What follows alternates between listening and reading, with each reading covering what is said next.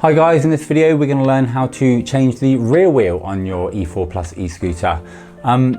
Shouldn't really need to do this, to be honest with you. You cannot get a puncture because they're solid tyres, but just for servicing the disc brake, or should you need to replace the pads in it and don't wish to take it off, then this is another way to get the pads out without removing the brake itself.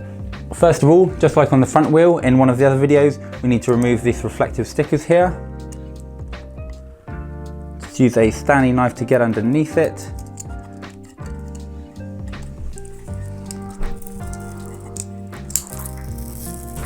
And there you can see the two little screws for removing the fairing. Same again on this side, which you can't see me doing right this second. Keep those stickers so that you can put them back on afterwards. Okay, so just gonna use the Allen key to remove these bits of fairing here.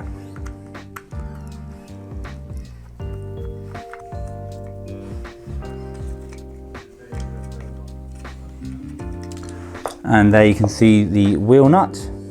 And then I'm just going to do the same again on this side to expose the wheel nut from this side. And there we go. So we can then just undo this.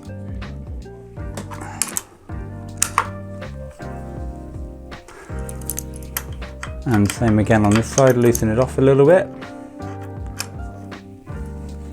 So on the rear wheel, the axle actually comes all the way out. So you've got the axle turning against itself. So you may need to use two spanners to undo it. One to hold the non-drive side in place.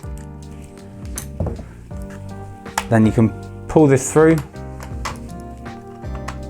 and slide the axle out. You have got two washers or spacers on the inside here. One from the non-brake side and one from the brake side. The wider one is for the non-brake side, so when you put them down, be sure to put them on the right side to remember which side to put them when you put it back in. And then the wheel just comes out like so, and that is how you'll change the rear wheel. So to put the wheel back in, we're just going to pop the wheel in there like so, grab the axle and the spacer, pop the axle through, get the spacer on it in between, and then slide the axle all the way through. Grab the spacer for the other side, pull the axle back a little, just so that you can fit the spacer back onto it nicely.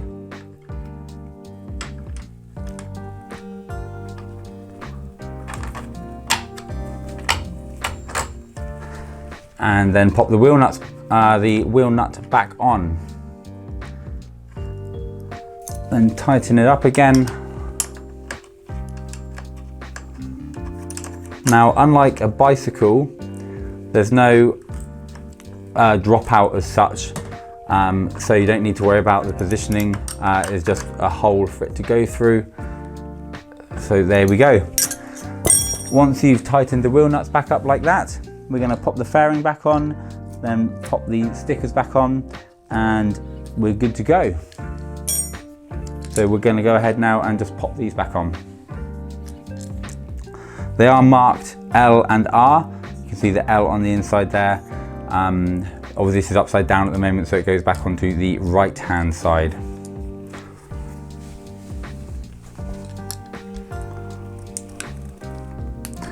And then we're just going to pop the sticker back on.